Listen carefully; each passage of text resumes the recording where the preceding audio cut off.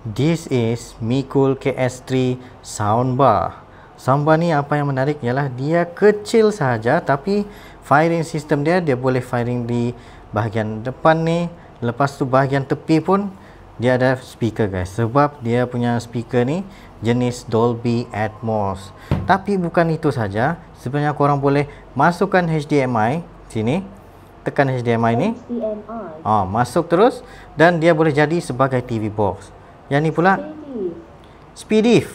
SPDIF ni untuk connection tambahan kalau sekiranya komputer ataupun apa-apa TV korang support for SPDIF, boleh connect melalui sini ataupun connect dengan dia punya soundbar subwoofer, terus jadi satu tempat yang baru. And then yang ni Bluetooth standard yang kita selalu gunakan.